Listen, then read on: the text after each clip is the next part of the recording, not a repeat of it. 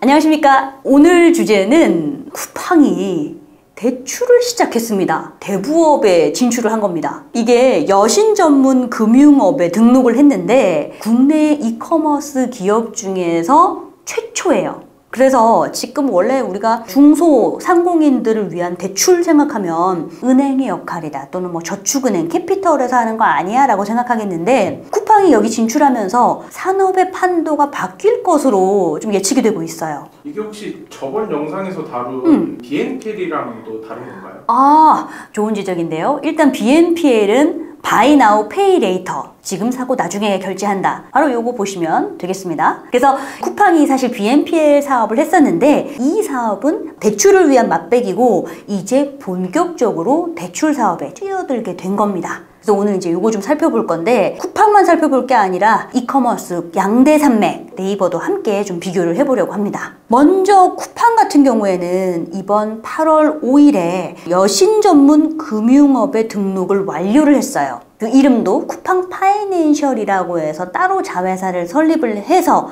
등록을 한 건데, 쿠팡 파이낸셜 같은 경우에는 쿠팡의 손자 회사입니다. 그리고 쿠팡페이가 100% 지분을 가지고 있어요. 그럼 이제 구조가 뭐 쿠팡, 쿠팡페이, 쿠팡 파이낸셜 이 구조로 보면 되겠죠. 사실 이 여신 전문 금융법 같은 경우에는요, 허가를 하는 게 아니라 등록법인입니다. 그래서 금융당국에서 보통 허가하면 해줄래 안 해줄래 좀 요건이 까다로운데, 등록은 서류 그냥 내면은 한 달 뒤에 등록됩니다. 상대적으로 쉽다. 그리고 자본 요건도 캐피털사 자본 요건은 자본금 200억인데 쿠팡 파이낸셜 400억 가지고 시작했으니까 뭐 기본 요건 충분히 넘습니다. 그런데 이 쿠팡 같은 경우에는요, 대출 사업을 하기 위해서 사실 차근차근 지난 몇 년간 준비를 해왔습니다. 2019년에 쿠팡 파이낸셜이라고 해서 상표권을 출원을 했거든요. 아, 이미 2019년이에요? 그래서 얘네 파이낸셜 관련 뭔가 하겠다라고 하는 게 상표권 출원으로 일단 드러났었고, 앞서서 이런 거 있잖아요. 잽을 한번 날려보는 거예요. 될까 안 될까.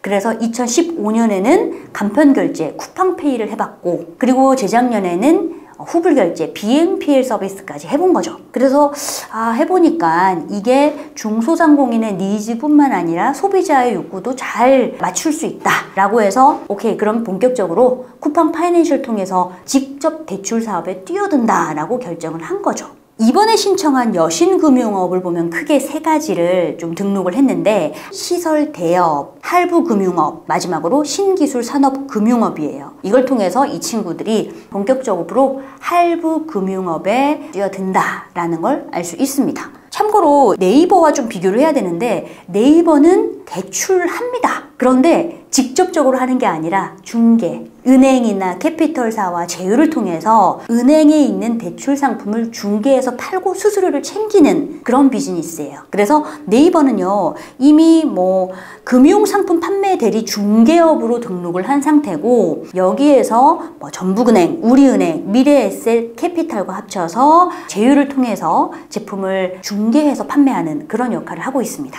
2020년부터 소상공인을 대상으로 하는 대출 상품 판매하기 시작했는데, 이 범위가 우리 뭐 네이버 스마트 스토어, 온라인에 판매하고 있는 판매자뿐만 아니라 스마트 플레이스까지 확장을 했습니다. 스마트 플레이스는요, 오프라인에 음식점 가지고 있는 친구들이 등록을 하면 우리가 음식점 예약을 할 수도 있고, 거길 통해서 뭐 미리 주문을 하거나 네이버 페이로 결제까지 할 수 있는 게 스마트 플레이스입니다. 뭐 음식점 예약도 하고 뭐 헤어 네이버 미용실 그런 거. 그쵸. 그게 이제 스마트 플레이스인데, 거기 등록을 하면 다 네이버를 통해서 하는 거잖아요. 그래서 여기 등록된 업체가 오프라인 소상공인 250만 명 정도 되는데, 이들 대출 필요해요. 왜냐면 아무래도 이제 가게를 운영하다 보면은 대출이 필요한데, 소상공인이 많다 보니까 금융 이력도 좀 적고, 또는 이 매출에 대해서 이런 우여곡절이 또 있다 보면은 쉽게 대출이 안 돼요. 그러면은 뭐 1금융권에서 안 되면 2금융권을 터치하게 되는데, 이때 네이버가 우리가 해줄게, 무담보로, 이런 식으로 해서 은행과 손잡고 하는 겁니다. 근데 무담보로 어떻게 대출이 돼? 이 신용평가 제대로 했어? 라고 할 수 있을 것 같은데, 네이버는요, ACSS라고 해서 대한신용평가 시스템을 보유하고 있습니다. 바로 이런 거죠. 데이터 다 있으니까 평균적으로 이 업체가 네이버를 통해서 예약 주문이 몇 건 존재하고 실제 주문과 네이버 페이 사용이 이 정도니까 이 정도 대출은 갚을 수 있겠네 라는 데이터, 비금융 데이터를 통해서 신용평가를 할 수 있는 겁니다. 바로 이런 게 네이버의 ACSS, 대한신용평가 시스템이라고 해서 이 데이터 정보를 은행이나 캐피털사랑 공유를 하면서 정확한 이 실제 판매 수치 아니면 주문량 이런 걸 제공을 하는 거죠. 근데 이런 부분은요, 아마존이 이미 할부 금융업자로서 하고 있었습니다.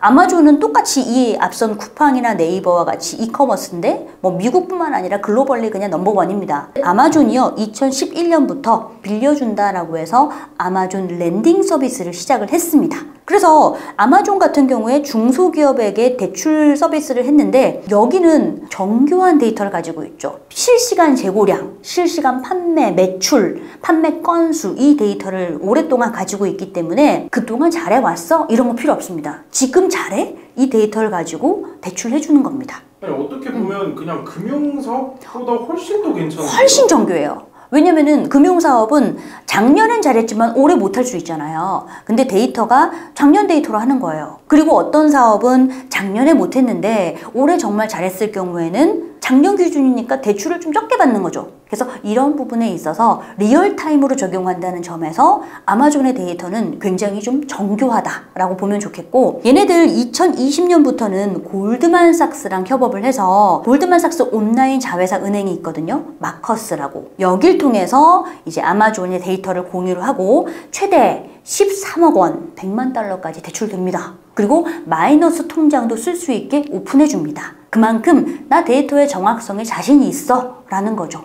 그래서 이렇게 아마존과 같은 빅테크 기업이 대출 사업에 뛰어들면서 사실 전통적인 은행 외에 최근에 등장하는 뭐 토스 이런 핀테크 기업과 빅테크 기업이 전 세계에서 신용 공급하는 그 비중이 점점 올라가고 있습니다. 예를 들어서 국제결제은행 BIS에서 빅테크 핀테크 기업이 전 세계 신용 공급 얼마나 하나 숫자를 보면요. 2013년에 205억 달러에서 2019년 7,950억 달러로 6년 동안 40배나 증가했습니다. 그래서 신용 공급 비중이 사실은 보면은 핀테크가 더 많지 않을까라고 생각할 거예요. 근데 이 두 개의 상대적 비중을 보면 빅테크가 높아요. 그러니까 예를 들어 토스나 이런 애들보다 우리나라로 따지면 쿠팡이 더 많이 대출해준다는 뜻이에요. 그래서 비중을 보면은 빅테크의 금융 비중이 핀테크 대비해서 지난 2013년에서 19년 사이에 51%에서 72%나 증가한 겁니다. 그럼 핀테크는 오히려 줄어서 28% 정도 비중을 가지고 있다라고 보면 되는 거죠. 이처럼 지금 금융업이 주업인 핀테크보다 빅테크가 오히려 이 시장에 들어가서 더 대출 많이 해주고 하다 보니까 금융회사가 뭔가 역전된 거 아니냐 뭐 이런 이야기가 나올 정도입니다. 이와 관련해서 이제 마케터의 시각에서 조금 정리를 해보자면 저는 4가지 정도로 좀 이야기를 해볼 수 있을 것 같습니다. 첫 번째, 쿠팡은 왜 금융업에 진출하는가? 사실 쿠팡에 변화가 있었습니다. 그동안 쿠팡은요, 로켓 배송을 통해서 직매입만 했었어요. 그래서 잠깐 오픈마켓, 마켓플레이스로 확장을 하기 위해서 2018년에 택배 운송 자격을 획득하기도 했는데 막상 획득하고 나니까 내 물량 소화가 안 되는 거야. 그래서 1년 만에 운송 자격증 그냥 반납합니다. 근데 그동안 캐파를 꾸준히 늘려오다 보니까 이제 가능해진 거예요. 그래서 작년 1월에 택배 운송 사업자 재취득을 합니다. 그러면서 제트 배송을 한 거예요. 그래서 제트 배송하니까 내가 직매입을 하지 않는데 판매자, 셀러 너희들 우리 쿠팡 물류 쓰게 해줄게. 그럼 우리가 대신 배송해주고 우리 CS 해줄게. 대신 수수료 이만큼만 내라고 제트 배송 서비스를 제공을 하게 된 겁니다. 근데 마켓플레이스로 확장하게 되면요, 무엇보다도 중요한 게 많은 판매자가 들어와서 많은 제품을 파는 겁니다. 그럼 이들을 락인할 수 있는 뭔가 필요한 거죠. 가장 락인하기 좋은 건 돈이죠. 돈으로 엮이면 헤어날 수가 없죠. 어우, 달달하시네요. 그래서 판매자들에게 우리 플랫폼에 입점해 있어?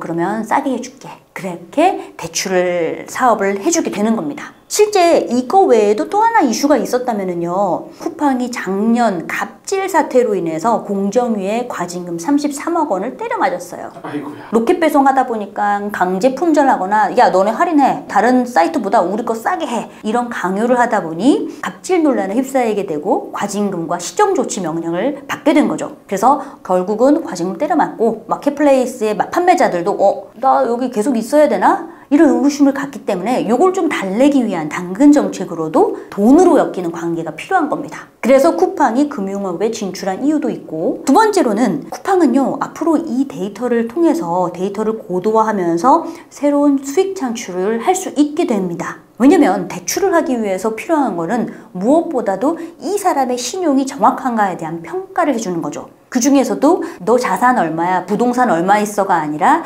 얘가 그동안 팔고 있던 제품이나 매출, 재고 이런 걸 통해서 데이터를 추적해야 되기 때문에 데이터가 굉장히 고도화되고 정교화됩니다. 그리고 이런 거를 수많은 데이터를 머신러닝과 AI를 통해서 돌리면서 좀 더 고도화해 나가는 겁니다. 그럼 사실 쿠팡 같은 경우에는 이거를 지만 쓰진 않겠죠. 고도화되면 팔 수 있잖아. 사스 이 방식으로요. 그러면은 이제 이거의 부수적인 수익도 창출할 수 있게 되고, 그리고 이커머스가 가지고 있는 이 거대한 데이터를 필요한 업자들에게 어떤 방식으로 엮어서 팔 수도 있는 겁니다. 데이터를 가지고 있는 게 굉장한 힘이라는 거죠. 그리고 세 번째로는 금융업계 사이드에서는 그럼 어떠한 식을 가지고 있는가? 이렇습니다. 금융업계는 사실 불안해요. 내 밥그릇을 뺏을까봐. 그래서 오히려 딴질 겁니다.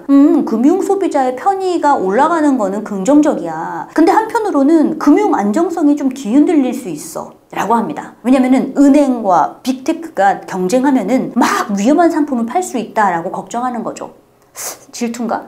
그러니까 오히려 금융회사가 빅테크 니네도 우리처럼 금융회사가 받는 제재도 받아야 돼. 뭐 이런 이야기도 나오고 있습니다. 그리고 한편으로는 이커머스 업계의 시각도 있어요. 쿠팡이 이커머스 업체 중에 선두로 이렇게 대출 사업 하다 보니까 잘할까라는 우려가 있지만 막상 잘했다. 그럼 뭐 11번가나 G마켓 가만히 있겠어요? 같이 뛰어들겠죠. 이거 되네? 수익 괜찮은데? 하면 뛰어드는 겁니다. 그래서 약간의 걱정 어린 시선도 있지만 일단 잘 된다 하면은 경쟁적으로 이 사업에 뛰어들 수밖에 없다. 왜냐면 새로운 먹거리는 계속 찾아내야 하니까. 그리고 마지막으로 쿠팡이 앞으로 어떤 길을 가는가 라는 부분을 조금 점검해 보고 싶은데, 사실 지난 10년간 쿠팡은요 아마존을 쫓아왔어요. 이커머스 공룡으로 쫓아왔는데 지금 이제 넥스트 10년은 라쿠텐을 쫓아가고 있습니다. 일본의 라쿠텐 같은 경우에는요 똑같이 이커머스부터 시작했거든요. 그런데 지금은요 신용, 결제 서비스, 스포츠, 통신업, 은행, 증권업 뭐 안 하는 게 없어요. 그래서 그냥 공룡이 되어버렸어요. 이것저것 문어발식으로 확장을 했는데 이제는 모든 게 데이터로 연결되다 보니까 시너지 효과를 발휘하고 있는 겁니다. 그래서 이런 선상에서 쿠팡 파이낸셜은 벤치마크에서 쫓아가고 있다. 그래서 앞으로의 행보가 더 주목된다 라고 할 수 있겠습니다. 그래서 오늘 준비한 콘텐츠는 여기까지고요. 오늘 콘텐츠가 마음에 드셨다면 구독, 좋아요, 알림 설정, 그리고 댓글까지 부탁드리겠습니다. 끝! 다음 시간에는요 지난 여름 폭염과 폭우로 전 세계가 몸살을 앓았는데 여기에서 등장한 새로운 단어 히트플레이션에 대해서 알아보겠습니다.